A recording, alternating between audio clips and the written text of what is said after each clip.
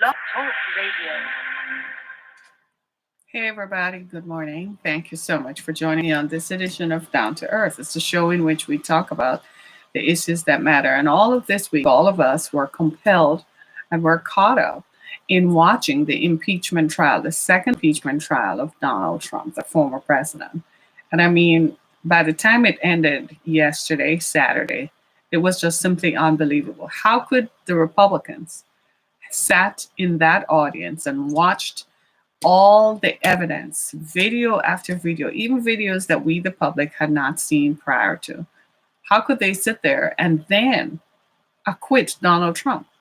But that's what we're going to talk about this morning because it's very damning. And I think history is going to paint the Republicans who voted to acquit Donald Trump as being complicit in the riots that took place on January 6th. Whether they want to believe it or not, history is not going to be kind to them. And I feel strongly that even for Republican voters who are not part of the general conspiracy theory, I'm not talking about the fringe elements who stormed the Capitol. Those are people who had been radicalized. And even amongst those people, once the cult of personality has worn off, even for them, they're going to rethink their participation. And I'm afraid the Republicans may not win a national election for some time to come. It's very hard to see this. So I'm referencing a story that I just read on Mother Jones. It's written by David Acorn. He's on Twitter, so that I give him the credit for that. Because in reading his story, I think he captured what most of us are thinking. So I give them the credit for that. It's on motherjones.com, David Acorn's story and his analysis. But independently, reading this and other periodicals and so on, what struck me more than anything was my own viewpoints in watching the impeachment trial. I was so dismayed on Tuesday when the House managers presented some of the video evidence where Mitt Romney was running for his life, where Chuck Schumer almost ran into a crowd and had to disappear, where people were literally shouting, "Hang Mike Pence," and Nancy Pelosi, in learning that Nancy Pelosi had to be totally evacuated from the Capitol complex, just tells you how serious it was. And there are Republicans who this morning woke up and feel justified in supporting a man who will never win another election. He's not going to win 2024, 2024, 2028, 2029, 30. He's done. In supporting a man, what they're doing is saying to extremists, neo-Nazis and extremists, that it's okay to subvert the American democratic system. It's okay to storm Capitol buildings across the country. That's what their vote means. And I don't think that that is going to sit well. I read somewhere this week that since the January 6th riot, over 200,000 Republican voters across the country have changed their affiliation. They're no longer describe themselves as Republican. They're either independents or they're unaffiliated. Over 200,000 voters.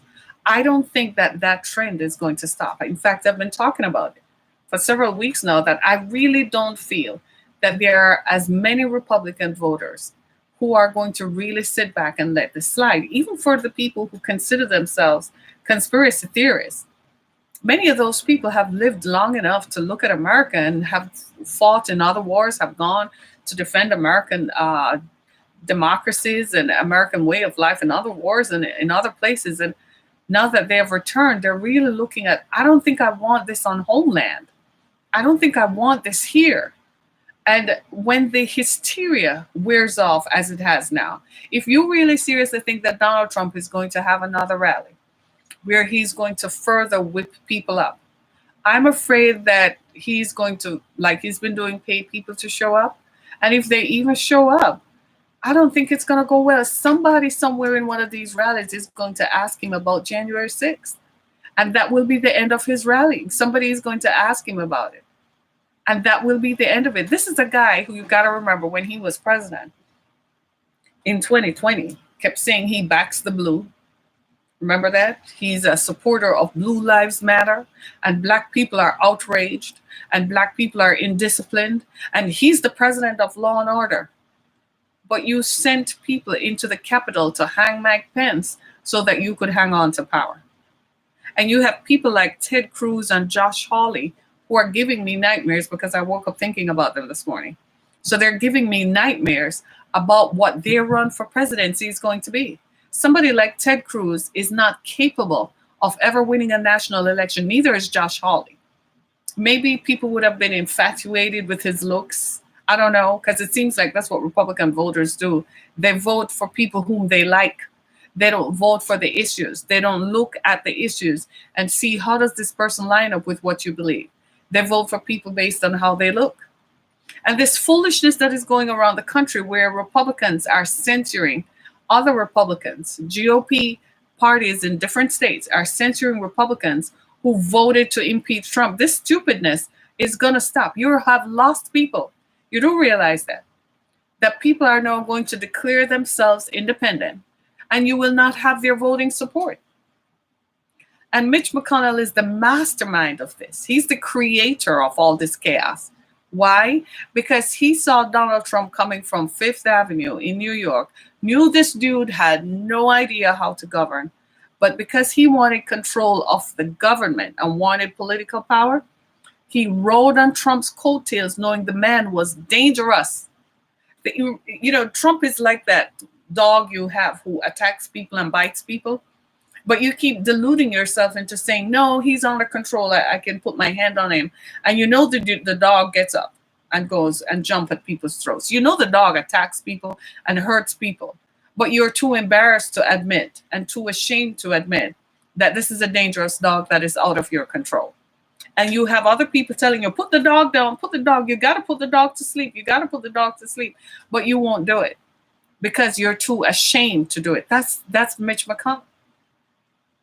Mitch McConnell, I don't know if he has any shame in him this morning, but it was he who pushed for the trial of Trump to happen after Trump left office, after January 20. He must have had a reason because he thinks in his mistaken mindset that there is a way to recapture the Republican Party and that Trump might be the key to recovering Republican voters.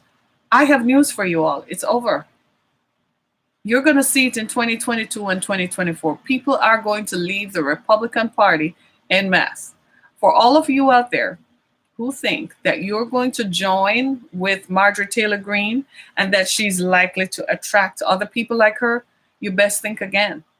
Most of the people who would subscribe to Marjorie Taylor Greene are people who live in their parents' basements, and their parents are going to kick them out if they join stuff like that. That's number one.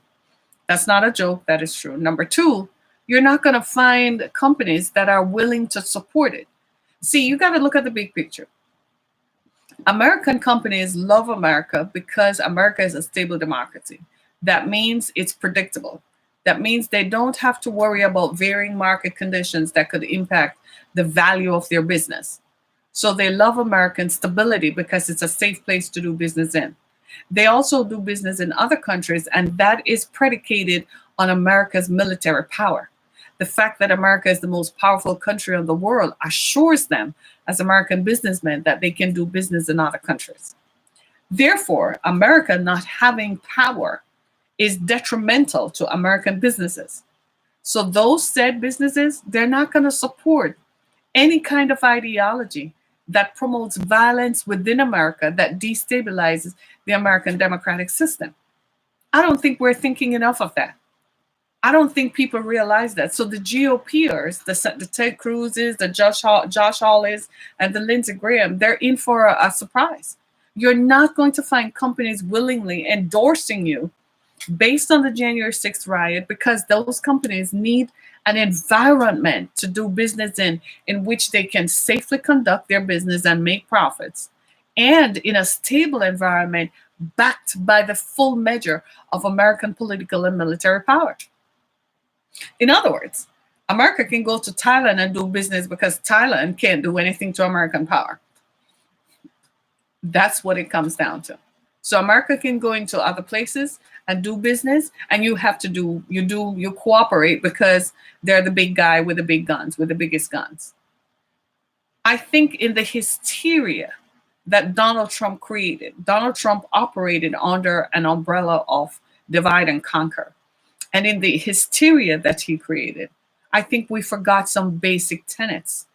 We forgot what it really means to be American globally. We were so focused on coming down to zip codes and street corners and who voted that we forgot that we live in a global village. We forgot that there are American companies that thrive based on the practicality of American democracy, the stability of American society, and the power of America's military might. We forgot all about that. And these arguments might sound like they're extraneous, but the truth of the matter is they're vital to the concept of American democracy. That's the totality of the American picture. But of course, it takes a globalist like me to see that. All you're focused on is how many votes did you get in Kent County, Michigan. If you keep focusing on how many votes, and that's the problem with Donald Trump, he does not have a global view. He's focused on how many votes he got in Kent County, Michigan, how many votes he got in Fulton County, Georgia, instead of seeing that there is a space for America has occupied on the world stage for the last 100 years. And if we vacate it, then the next power willing to take that up is Russia or China. Are you hearing what I'm saying? So if we kept Donald Trump, we would have lost our space. But more importantly, we would have lost ourselves. Have you ever heard of an American president that ordered an attack on American soil, on Americans in America, because he was desperate for power? Do you realize that if Mike Pence, from the video presentation of the House impeachment managers, if Mike Pence had been killed and assassinated, it would have given Donald Trump an excuse to what? Declare martial law and hold on to power for as long as he felt it was necessary. That's what he was seeking. When he realized that, he said, heck yeah, let them go and destroy. It will give me power. It would have been one thing if the dude knew how to control power, but apparently the only power that Donald Trump knows how to control is the one between his legs. He doesn't even know what he's talking about when it comes to power. He can't even control his own businesses. He doesn't have a concept of what it means to be president. You know what he's president of right now? A club. He's not president of a country. He never was. Who was running the country under George Bush? We knew Dick Cheney was. But who was running the country under Donald Trump? Mitch McConnell. That same Mitch, Moscow Mitch McConnell. You heard me. Mitch McConnell was running the country. He is the one who set all of this in place. Donald Trump ran unchecked, doing whatever he wanted to do because Mitch McConnell thought it was good for the Republican Party. Mitch McConnell was so sure that with Donald Trump at the helm, they would have held on to the presidency. Man, did he miscalculate. Somebody's saying good morning. Hey, good morning. You're glad he got acquitted? Why? Tell me, why do you think he got acquitted? Tell me, why is it a good thing that he got acquitted? Just tell me. I'm curious. Just say happy life, he got acquitted. Good luck to you and him. He'll be president of Mar-a-Lago for the rest of time. As long as he remains on this earth, that's where he's going to be. President of Mar-a-Lago. Believe me, they have pumped him up. They're going to pump him down because he almost destroyed the country. And I recognize that you are never going to be part of this conversation of reality. The conversation is really about the reality of the country. You're never going to be part of that. You too are part of what is referred to as the cult of personality. You looked at Donald Trump and in something in his personality you like, so therefore you think he's a good fit for running the country. What exactly did he do? He ran the deficit into trillions. Do you realize that the deficit is now greater for the first time in American history? The deficit is greater than the value of the American economy. Do you realize how dangerous that is? We owe bills to freaking China. And that is what you call progress because you liked his personality. Well, here's what you do. Go move down to Mar-a-Lago and live in his city down there. He doesn't even own the city. He can't even control the city council. So move down to Mar-a-Lago and sit there. Meanwhile, the rest of us will keep America rolling because we don't want to be taken over by Russia or China. How about that? Let me see what you got to say. As long as he can run again, I'm good. The economy was awesome under Trump. The economy was not awesome under Donald Trump. We had a pandemic that ruined it. He inherited a good economy. But like I said, it makes no sense to talk to you because you're caught up in a cult of personality. And because you're in a cult of personality, you're always going to see it through Donald Trump colored eyes. So have a good day. Thank you for stopping by. Ciao. You do understand what ciao is, right? It's Italian for goodbye, right? But the fact of the matter is that the acquittal of Donald Trump is going to be a stain on the Republicans for all of time. There'll be a few people like my good friend here who will vote for a Republican Party that has become so radical, that is so radicalized that it will accept anybody. But the people who are the Republican Party, they have left. They're not going to vote Republican again. They're certainly not going to vote for anybody who looks like Mitch McConnell, Lindsey Graham, Josh Hawley, the guy Lee from Utah, Mike Lee, and not for Ted Cruz. That's over. That's never going to happen. It's over. The Republican Party has effectively been dismantled. What is left are fringe elements that look and sound like Marjorie Taylor Greene, who cannot, just like Donald Trump, cannot have a conversation about deficits, cannot have a conversation about policy, has no idea what it means to hold a conversation about policy and how policy and implementation of policy impact America's place globally. I think that's what you all are missing. You think that it's just your little corner wherever you come from in Michigan or Iowa. I live in Detroit, Michigan. But maybe you come from northern Michigan, so all you're focused about is the 700 people who live in your small town. I listened to some of the conversations people have had, and it's been crazy when people say, well, he won so many counties. Yeah, counties with 100 people. Think about that. Use your head. So you're focused on looking at this small little part of the globe, the small little town that you live in, and you're not looking at the big picture. It's a different world. Russia and China are ready to ride up on American history and take over and neutralize America so that America will never rise up. So there'll never be another country in the world again like America. If you don't understand global positioning, let me give you a lesson. Norway, the country of Norway, you've heard of Norway? Perhaps. Go look on a map. The country of Norway is geographically close to Russia. Because America has been lacking in leadership, political leadership in the last 4 years, for the first time since World War II, Russia started making advances on Norway. Joe Biden took over on January 20th, and he has now dispatched fighter jets to patrol the Arctic Sea to keep Russia in check. Because if Russia rides into Norway, it can take over Norway, and then it can take over most of continental Europe. That's why Europeans were up in arms and terrified about the Donald Trump presidency. When Trump said that he would withdraw troops from Germany, and you all jumped up all over it like you don't have family members in the military. Are you silly or are you not silly? What that would have done, it would have jeopardized American assets, American companies that do business in Europe. That's what it would have done. So Europeans were terrified because then that would leave Europe unstable for Russia to take over. I can't believe I have to give you a civics lesson, a history lesson, and a global lesson all at the same time. Like, seriously. And you still are convinced that Donald Trump is your leader. And you listen to these errant Christian prophets. I am a Christian. Let me just put that out there. I was ordained as a minister in the Christian faith. I still am. But these folks, just like the Bible says, there will be wars and rumors of wars, and there will be false prophets. These false prophets emerge, declaring a Trump win when the facts could not have spoken louder. The facts literally spoke for themselves. There is a term in Latin that I heard quoted this week. Res ipsa loquitur. The facts will speak for themselves.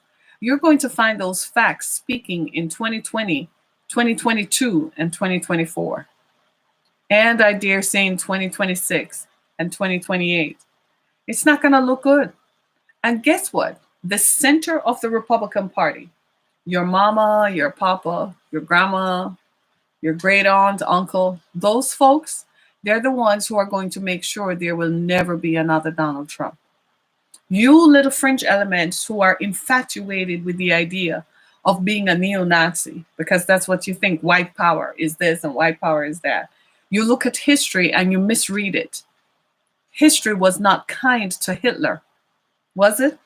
History was not kind to Mussolini, was it? In fact, history has not been kind to any dictator. But yet you're fascinated by this idea of being part of a dictatorship. Do you realize that part of a dictatorship is that if you disagree with the leader, he kills you right away? You do realize that. So if you join with Trump's camp, let's say Trump had continued his martial law on January 6th, and you joined with Trump's camp, and at some point down the road, you disagree with something he says. As a dictator, he has the right to kill you, and he would, because that's what dictatorship does. So keep on being fascinated with dictatorship. You will run into one, but it won't be here in America. Why? Because the rest of us, we're not going to allow that to happen. The rest of us are interested in maintaining law and order and maintaining the America that we have come to know and love. And that America is what is going to prevail. Now, in talking about the acquittal of Trump, let me just tell you what is really the truth. The real truth behind it is that Republicans are afraid to lose votes. So they align themselves with a deposed leader, a leader who is ineffective, who is president of a club. Just think how silly that looks. Your former president is now president of a club. I've never seen anything like that. Everybody who has ever left the presidency can't wait to get out of there. They're like, 8 years, it's too long, man. I just want my life back. They get out of there, they go play golf, they go travel the world, they get some rest, they go to a spot. This dude is sitting down in Mar-a-Lago being president of a seniors club. That's basically what it comes down to. You know those commercials we used to watch of retiring to Florida, where you are just president, you're just a seniors club, and they just go to the club every day and drink themselves into a drunken stupor? That's who you're supporting. So these Republicans who chose not to acquit him are not reading their voters right. Are you realizing that? They're not reading that their voters are just as dismayed as I am. That, are you really seriously thinking you're not going to acquit this guy? That you really let this guy proliferate? They're not reading the room right. They're not reading the room right. What they are reading is wrong. And Mitch McConnell is the creator of all of this.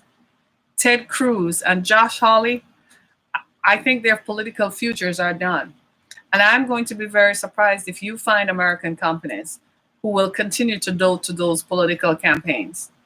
Because I feel that there is going to be an effort mounted within the next few months for the 2022 campaign cycle.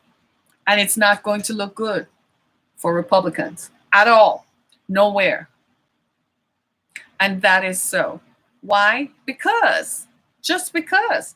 How could you justify, even if I don't like the politics of Mike Pence, say I didn't like the Republican Party, right? Say I just didn't like what they represented, right? Say I'm a Democrat, blue through true blue, or whatever the term is. But Mike Pence is an elected leader of the country. I respect that. So even if I didn't like his politics, you really serious to think that you're going to find a lot of Americans who are sitting down this morning and saying, my God, that mob, that riot went straight for Mike Pence, promoted by Donald Trump, encouraged by Donald Trump, incited by Donald Trump while he was sitting in the White House. When they called him to tell him to call it off, he told off Kevin McCarthy. Kevin McCarthy literally told him to go F off. He said, who the F do you think you're talking to? They called him. He was trying to reach Tuberville. He got the other guy. And Mike Lee. And he said to him, they just escorted the vice president out of here. We got to go. 2 minutes later, he tweeted that Mike Pence is not a courageous man. He was derelict in his duty. The rioters went in, they were reading his tweets. His tweets are instructional, and they rode up into the Capitol looking for hang Mike Pence. If they had caught Mike Pence, this would have been a different America today. And you're sure you're satisfied with that? Then you need to go live in the part of America where Donald Trump lives. And guess what you're gonna find? It's hypocrisy, because guess what? Donald Trump is also an American businessman who has business in other parts of the world. Guess what he has found? He's no longer what? Welcome. He hasn't left Mar-a-Lago since January 20th. He has not left town. He has not gone to another state. He has not gone to another country. He has business in other countries. You know what he has found? He's not welcome anywhere. There's no welcome mat that's going to be rolled out to greet him anywhere. In fact, in the next few months, Donald Trump is going to have a lot of problems. Now, you can say, well, he appointed a lot of federal judges. Good luck with that. He's still going to have a number of insurmountable problems, because there are going to be civil cases brought against him for the handling of the coronavirus pandemic that took out a lot of seniors and took out a lot of people's relatives, and for his handling of the January 6th riots.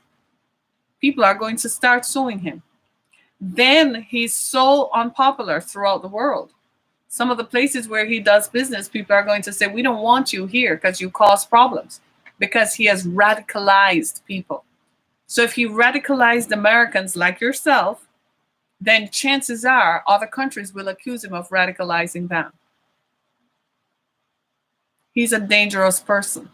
And he's dangerous, get this, to his own self, to his own brand. He has destroyed his brand. His children eventually are going to change their names. They're not going to walk around and call themselves Trump. They're going to change their names because of the stain that is attached to their names.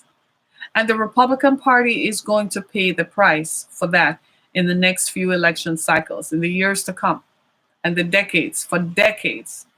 They're never going to be able to reassemble.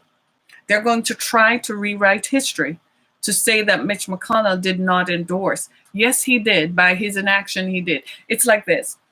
You're complicit in an action if you don't speak up or speak against it. Your silence is complicity. By your silence, you're indicating that it's okay with you. Because if you didn't like it, you would speak up.